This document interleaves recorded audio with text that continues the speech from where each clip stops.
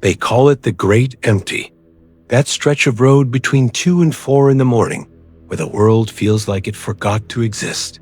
Out here, your only lifeline is a thin wire and a frequency. We trust the voices on the other end.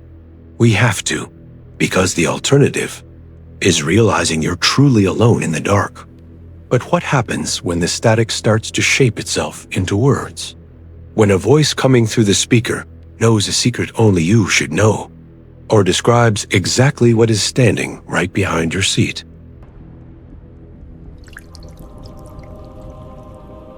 Welcome back, little ravens. Tonight, we're tuning into the frequencies that shouldn't exist. These are 4 true trucker stories and encounters on the CB radio that will make you want to reach for the power switch, and pray actually turns off. Look, I've never been the type to believe in roadside ghost stories. For years, I told myself that the things drivers saw at 3 a.m. were just exhaustion, too much caffeine, or the brain trying to fill the void of a dark highway. But what happened that night in the Blue Ridge Mountains? That changed everything. I was hauling a full load in my Peterbilt, cutting through that infamous mountain pass. The fog wasn't normal. It was thick, heavy, like I was driving inside a glass of milk. My high beams just hit a wall of white and bounced back into my eyes. I was crawling at 15 miles per hour, my chest tight, praying I wouldn't drift off a cliff. The silence in the cabin was so heavy, I could hear the ticking of my own wristwatch over the hum of the engine. That's when the CB radio gave a sharp, metallic crackle. It wasn't the usual white noise. It sounded like someone scratching the inside of the speaker. I reached out to kill the power, but then a voice came through. It was calm, unnervingly steady for a night like that. Easy there, Peterbilt. You've got a nasty hairpin turn coming up. Stay centered. I'm right ahead of you. I keyed the mic, my voice shaking just a bit. Copy that. Who am I talking to? I don't see any lights out here. I'm your pilot car, the voice replied. I've got my amber strobes on, but this soup is too thick for eyes. Just listen to me. I'll be your sight tonight. Sharp left in 3, 2, 1. Turn now. I hesitated for a heartbeat, and I hauled the wheel. A second later, my headlights swept across a massive granite wall. If I hadn't turned exactly when he told me to, I would have buried my bumper in solid rock. I let out a breath I didn't know I was holding. Thanks, Scout. I owe you a coffee when we hit the valley. Just keep driving, he said. We have a long way to go. For the next 2 hours, that man was my entire world. He was the perfect guide. He warned me about black ice near the bridge before my tires even touched it. He told me to hug the yellow line to avoid a fallen branch I couldn't see. But as the miles went by, a cold dread started to settle in my stomach. He knew too much. He knew my name. He knew I had a photo of my daughter tucked into the sun visor. He talked as if he were sitting right next to me. How do you know all that, Scout? I asked, my palms sweating against the steering wheel. The radio hissed, and then he whispered, "The road tells secrets. You just have to know how to listen. Stay focused. We're hitting the devil's elbow. It's the tightest turn on the ridge." Trust me, I followed his lead, feeling like a marionette being pulled by invisible strings. When we finally reached the summit, the fog vanished instantly, like a curtain being pulled back. The moon spilled over the valley, and the road stretched out for miles. I pushed the gas, expecting to see the amber flash of a pilot car or a pair of taillights. The road was empty. There were no tire tracks in the frost, no exhaust fumes in the cold air. I was completely alone on that mountain. A primal fear crawled up my throat. I grabbed the mic. "Scout, I'm at the peak. I don't see you. Where are you?" Silence. Just the hollow hiss of an empty channel. I pulled over to the shoulder, my breath coming in shallow gasps. I needed to prove to myself I was just tired, that this was some bored driver playing a prank from miles away. But then, I heard it. The sound didn't come from the dashboard. It came from the back of the cabin, from the sleeper berth. I turned my head slowly. The curtain to the bunk was half drawn. From those shadows came a faint, metallic whisper, the sound of a small handheld radio. "I told you," the voice said, but it wasn't calm anymore. It was dry and raspy, like dead leaves. "I never left. I've been sitting right behind you since the state line." My blood turned to ice. I didn't look into the bunk. I didn't breathe. I threw the truck into gear and roared down that mountain like a madman.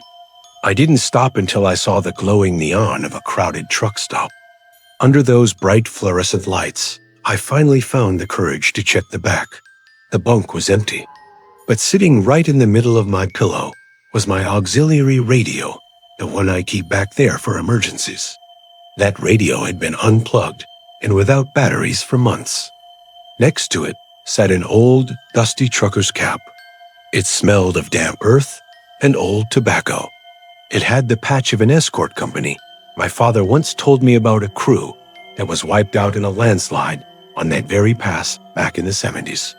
Inside the brim, written in a dark stain that looked like dried blood, was a single word, SCOUT. I never drove that pass at night again. And my CB stays off now, because I know if I turn that dial, he'll be there, waiting for the next driver to get lost in the fog. God, that last part always gets me. The thought of that unplugged radio, whispering from the dark of the sleeper berth. It's enough to make you never want to close your eyes in a cabin again. You know, there's a specific kind of loneliness in these true trucker stories. We spend so many hours in silence that the CB radio becomes more than just a tool. It becomes a lifeline. Hearing Miller's account makes me realize that sometimes that lifeline is connected to something that should have stayed in the past. It's heart-wrenching to think of a scout still patrolling those misty curves, forever trying to prevent the accident that claimed him decades ago. It's a haunted kind of protection. I don't know about you, little ravens, but I'll be thinking about that dusty cap for a long time. If you've ever heard a voice in the static that sounded a bit too familiar, please share your story in the comments. I read every single one. And if you're brave enough, let's move on to another story. If you're enjoying it, leave a like and share the video. I've spent 15 years hauling freight across the Midwest, and you get used to the flat, endless stretches of road where the only thing that changes is the station on the radio. But there's a specific stretch of Highway 42 in Nebraska that I won't touch anymore. Not since the winter of 2018. It was one of those nights where the cold feels like it's trying to chew through the metal of the cab. My heater was blasting, but I could still feel the frost creeping up the edges of the windshield. My CB radio was off. I'm sure of it. I remember reaching over and clicking the knob to off an hour earlier because the skip was so bad that night. Just a mess of voices from states away, overlapping and giving me a headache. I just wanted the silence. I wanted to be alone with my thoughts and the hum of the tires on the salt-crusted asphalt. But about 10 miles past the last gas station, a sound started coming through the speakers. It wasn't static. It was a soft, rhythmic thumping. Thump, thump, thump, like someone tapping a finger against a microphone. I looked at the radio, and my heart skipped a beat. The display was dark. No power light, no channel number. But the sound was coming out anyway. Then the tapping stopped, and I heard a breath. A small, shaky breath. "Hello?" a voice whispered. "Is anyone there?" I'm cold. It was a kid, a boy, maybe 6 or 7 years old. His voice was so thin, so fragile. It felt like it was made of glass. Now, you have to understand, out there in the middle of nowhere, hearing a child's voice on a dead radio isn't just scary. It's wrong in a way that makes your skin crawl. I reached out, my hand trembling, and I tried to turn the radio on to see if I could find the channel. The knob clicked, the green lights of the display flickered to life, but the kid's voice didn't change. It was layered under the power of the radio. "Where are you, little guy?" I asked, my voice cracking. "Are you with your parents?" "I'm in the ditch," he said.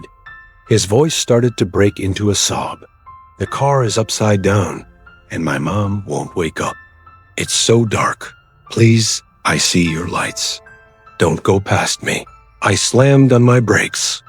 The trailer swerved a bit on the icy road, but I brought the rig to a halt right there in the middle of the highway. I grabbed my heavy-duty flashlight and jumped out of the cab.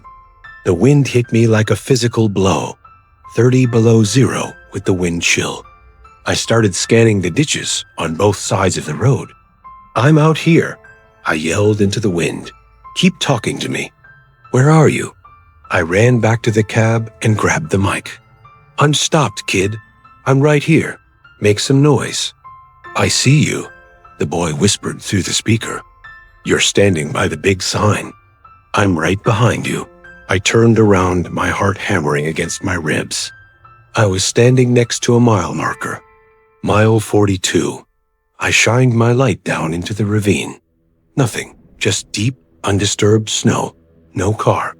No tracks, no broken glass. Just the white, frozen silence of the Nebraska plains. "I don't see you, buddy," I said, crying now. The cold was stinging my eyes, or maybe it was just the fear. "Talk to me. I'm right here," the voice said. And this time, it didn't come from the radio. It sounded like it was coming from the air, right next to my ear. "It's so cold, mister. Can I come inside? Please let me in." I didn't wait. I scrambled back into the driver's seat and locked the doors. My breath was coming in ragged gasps, freezing in the air inside the cabin. I looked at the passenger seat, half expecting to see a shivering, blue-lipped boy sitting there. It was empty, but the radio was screaming now. It wasn't words anymore. It was just a high-pitched, metallic wail, like a child screaming at the top of his lungs in pure, agonizing terror. I grabbed the wires behind the dashboard and ripped them out. The radio display went black. The lights died, but the screaming didn't stop. It continued for 5 minutes, vibrating the very metal of the truck until I drove past the county line. Then, as suddenly as it started, it cut to total silence. The next morning, I stopped at a diner and talked to an old-timer who had been driving those roads since the 60s. I told him I heard a kid on the radio near mile 42. He didn't look surprised. He just stared into his coffee and told me that back in '84, a woman and her son went off the road right there during a blizzard. They weren't found for 3 days. The boy had survived the crash, they said. He had spent hours on the CB radio, calling for help. But the storm was so bad, his signal never reached anyone. He froze to death with the microphone still clutched in his hand. That's the thing about these true trucker stories. Most people think the ghost is trying to hurt you. But I don't think that boy wanted to kill me. He just didn't want to be alone in the cold anymore. Now, every time I see a 42 on a map, I feel that chill in my bones. I think about that boy, still trapped in the ditch, still waiting for a truck to stop that can actually take him home. And I wonder, if I had stayed just a minute longer, would I have felt his hand on my shoulder? Or would I have just become another voice lost in the static? Honestly, there's something about a child's cry that cuts through you in a way no monster ever could. Hearing this story left me with such a heavy heart. Just imagining that small radio with no power at all, transmitting a plea for help that's decades old. It's devastating. What haunts me most about these true trucker stories is how fear and grief are so intertwined. You realize the CB radio didn't just catch a ghost. It caught the echo of a tragedy that time couldn't erase. That little boy wasn't trying to be scary. He was just cold. He just wanted someone to finally answer his call. It's the kind of thing that makes the road feel 1,000 times more lonely. What about you, little ravens? Have you ever felt a sudden chill in the cab that had nothing to do with the AC? If you've ever experienced something unexplainable out there, tell me in the comments. I read every single one of your stories. Help us grow. Like the video, comment, and share it with your friends. Let's continue our journey. I've always said that the most dangerous thing on the road isn't a patch of ice or a blown tire. It's the silence. After 36 hours of straight driving, your mind starts to treat silence like a blank canvas, and it begins to paint things on it that aren't there. But what happened to me outside of Hella Bend, Arizona, wasn't a hallucination. My eyes were wide open, and my CB radio was working perfectly. Too perfectly. It was one of those desert nights where the heat still radiates off the pavement long after the sun goes down, shimmering like a fever dream. I was exhausted, pushing through the last leg of a cross-country haul. To keep myself awake, I started doing what a lot of solo drivers do. I talked to myself. Just nonsense, really. Complaining about the price of diesel, wondering if the diner at the next stop still served that sour cherry pie I liked. I reached over and keyed the mic on my CB radio, just checking for any life on the airwaves. Anyone out there on the 10? This is Big Red. Just looking for a weather check or a bit of company. It's a ghost town out here. I let go of the button. Silence. Then, a second later, the speaker crackled. Anyone out there on the 10? A voice asked. This is Big Red. Just looking for a weather check or a bit of company. It's a ghost town out here. I froze. It wasn't just a similar voice. It was my voice. Every inflection, every raspy note from my pack-a-day habit, even the slight hiss of my air breaks in the background. It was a perfect recording. I frowned, thinking maybe someone was messing with me recording my transmissions and playing them back to get a rise out of a tired driver. It's an old prank, though a pretty annoying one when you're running on 3 hours of sleep. Funny guy, I said, leaning into the mic. You got me. Now give it a rest. I'm too tired for games. The radio didn't miss a beat. Funny guy, you got me. Now give it a rest. I'm too tired for games. My heart did a slow, heavy thud against my ribs. The timing was too fast for a manual playback. It was almost instantaneous. I decided to test it. I didn't say anything into the mic. I just whistled a few notes of a song my mother used to sing. The radio whistled it back. But this time, it was different. The whistle sounded wet.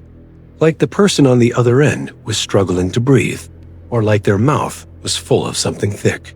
I turned the squelch all the way up, trying to drown out the frequency, but the voice started bleeding through anyway. It wasn't waiting for me to speak anymore. Big Red, the voice said. My voice, but lower now. You sound tired. You look tired. Your eyes are getting heavy, aren't they? Why don't you just close them for a second? I can take the wheel. I gripped the steering wheel so hard the leather groaned. Who is this? I yelled, not even using the mic anymore. I was just screaming at the dashboard. Who is this? The radio screamed back, the volume so loud it distorted the speakers. Who is this? Who is this? Then, the cabin lights flickered. I looked in my side mirror, and for a split second, I saw a reflection that didn't match. In the mirror, my truck was empty. I could see the driver's seat, but I wasn't in it. It was just a hollow space behind the wheel. I looked back at my hands. They were there. I could feel the vibration of the engine through my boots. I was real. But the radio started laughing my laugh, but it went on too long, turning into a jagged, manic sound that filled the entire cab. You're fading, Red, the voice whispered. It sounded like it was coming from inside my own skull now. Every time I repeat you, I take a little piece. Pretty soon, there will be enough of me to step out of this box. And there won't be enough of you to stay in that seat. I felt a wave of coldness wash over me, despite the Arizona heat. My skin started to feel numb, like my very limbs were becoming static. I looked down at my arm, and for a second, I swear I could see through it. The green light of the dashboard gauges was visible through my own wrist.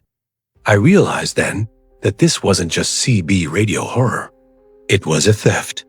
Whatever was on that frequency was literally echoing me out of existence. I didn't think. I grabbed a heavy maglite from the door pocket and I smashed the face of the radio. I hit it again and again until the plastic cracked and the wires sparked. But even with the face smashed in, even with the power cut, my voice kept coming out of the shattered speakers. "Close your eyes," it pleaded. I swung the truck onto the gravel shoulder, the tires throwing up a cloud of red dust. I jumped out of the cab while the truck was still rolling and collapsed onto the dirt. I crawled away from the rig, covering my ears, screaming at the top of my lungs just to hear a sound that didn't have an echo. I stayed there in the dirt for 3 hours until the sun started to bleed over the horizon. When the light hit the truck, the feeling of fading disappeared. I felt solid again. I walked back to the cab, trembling. The radio was a wreck of twisted metal and broken glass. It was completely dead. I finished that haul in total silence. No music, no radio, not even talking to myself.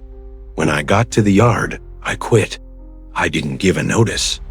I just handed over the keys. The guy at the desk asked me why I was leaving. I opened my mouth to tell him, but I stopped. I realized that if I spoke, I might hear a second voice answering from the empty hallway behind me. That's why I don't talk much anymore. People think I'm just a quiet guy, a typical stoic trucker. But the truth is, I'm terrified that if I say too much, the echo will find me again. And next time, it might finish the job. There is a very specific type of dread in that story. It's the idea that we aren't just afraid of what's hiding in the dark, but we're afraid of losing ourselves to it.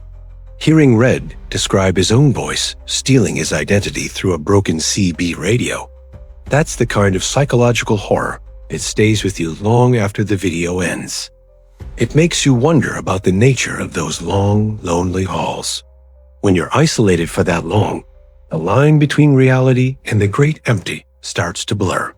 We tell these true trucker stories to make sense of the world, but sometimes the world doesn't want to be understood. It wants to be mirrored. It's heart-wrenching to think of a man so afraid of his own voice that he chooses a life of silence just to stay real. What about you, little ravens? Have you ever felt like the road was taking a piece of you? Like you were fading into the background of your own life? Tell me about your most unsettling glitch in the road moments in the comments below. We have one final frequency to tune into, the most mind-bending one yet. Let's move on to today's last story, but before we do, please leave a like to help us grow on YouTube. There's a specific kind of hunger you get after 14 hours on the road. A hunger that isn't just in your stomach, but in your soul.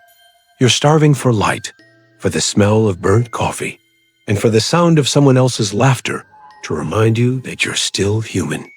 I was hauling through a desolate stretch of New Mexico, a place where the stars look like cold salt spilled on a black table. My GPS had quit on me miles back, leaving me to rely on an old paper map and a gut feeling that I was heading in the right direction. The silence of the desert was starting to feel heavy, almost physical, pressing against the glass of my windows.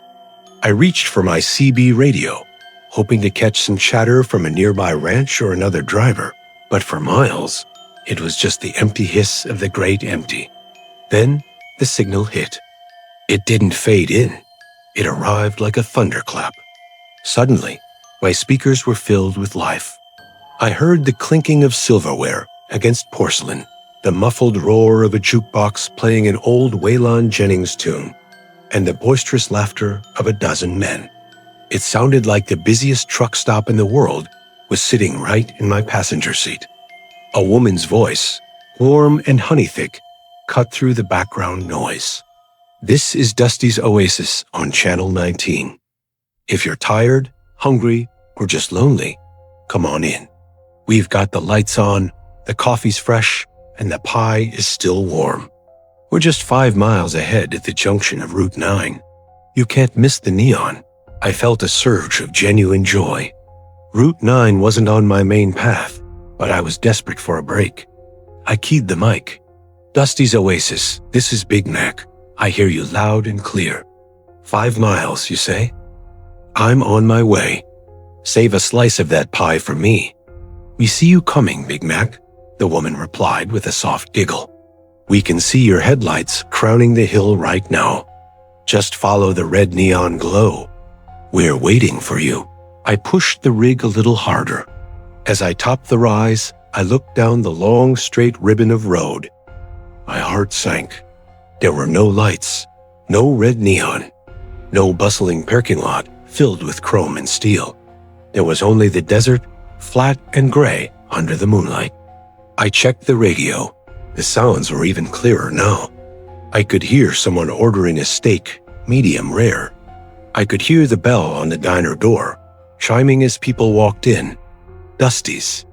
I'm at the junction, I said, my voice dropping an octave. I don't see any lights. Are you sure about the location? Oh, honey, you're right on top of us, the woman laughed. It was a friendly sound, but it sent a needle of ice down my spine. You're pulling into the lot right now. I can see your Peterbilt logo shining. My goodness, that's a beautiful truck. Park it right up front, sugar. Come on inside. I slowed the truck to a crawl. My headlights swept across the junction. It wasn't a truck stop. It was a graveyard of rusted metal. In the middle of the dirt stood the skeletal remains of a building. The roof had collapsed long ago, and the walls were nothing but charred timber and jagged glass. A sign hung crookily from a single rusted chain, swaying in the wind.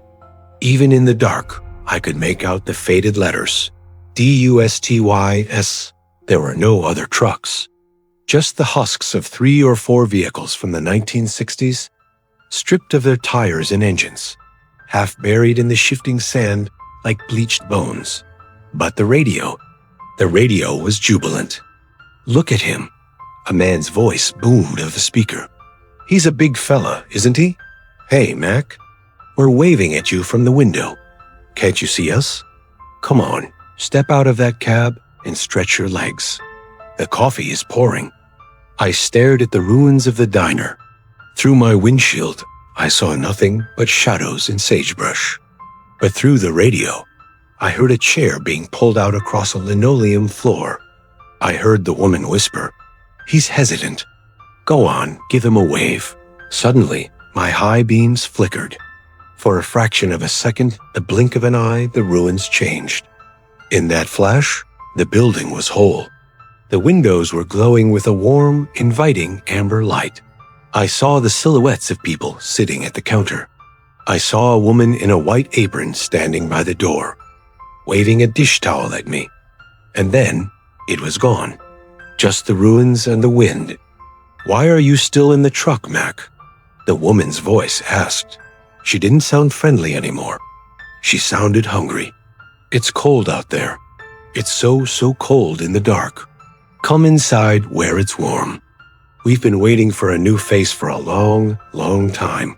Then I heard a sound that made me lose my mind. It was the sound of footsteps, heavy, boots on gravel, footsteps approaching my driver's side door. He's almost at your door, Mac, the radio whispered. Open it up. Let him welcome you. I didn't look at the window. I didn't look at the mirror. I slammed the truck into reverse, the tires screaming as they tore up the dirt. I did a chaotic U-turn that nearly flipped the trailer, and I floored it back the way I came. Where are you going? The voices on the radio screamed in unison. The music stopped. The diner sounds turned into a chorus of screeching, distorted feedback. Stay with US. It's so cold out here. The screaming followed me for 10 miles. It didn't matter if I turned the volume down or changed the channel. The voices were coming from the speakers, from the dashboard, even from the metal frame of the truck itself. It felt like the truck was vibrating with their anger. When I finally hit the main interstate and saw the lights of a real modern-day gas station, the radio went dead. Not just silent, the entire unit fried. Smoke started curling out of the vents, and the smell of ozone and rotting meat filled the cab. I never went back to New Mexico. I did some research later and found out that Dusty's Oasis burned down in 1972. A propane leak. Everyone inside, the staff, the drivers, the travelers, they all died in minutes. That's the thing about these true trucker stories. We think we're the ones traveling through the world. But sometimes, we stumble into a place that stopped traveling. A place that's stuck in a loop of its last happy moment, waiting for someone to pull off the road and join them in the ashes. If you ever find a frequency that sounds a little too perfect, a little too welcoming, do yourself a favor. Keep your eyes on the road and your foot on the gas. Because once you step out of your truck and into that warmth, you might find that the door behind you has disappeared forever. There is something deeply terrifying about the idea of a phantom. Location a place that feels warm and inviting on the CB radio, only to reveal itself as a graveyard of ash and bone. It's that classic contrast between the life we crave on the road and the cold reality of the great empty. Hearing those voices beg for company, it's heart-wrenching, but it's also a warning. It reminds us that some places on the map don't just hold memories, they hold on to people. This is exactly why these true trucker stories resonate so much. They tap into that primal fear that we might pull over one night and simply never come back. What about you, little ravens? Have you ever seen lights in the distance that vanished as soon as you got close? Or a frequency that tried to lure you off your route? Tell me your most unsettling highway encounters in the comments. I read every one, and they always keep me looking twice at the shadows. Thank you for tuning in to the frequencies that shouldn't exist. If you're still looking for more, on the final screen, I'll leave you with 2 more videos so you can continue driving along the roads with the truckers and their intriguing stories. Drive safe, stay in the light, and I'll be watching for your headlights.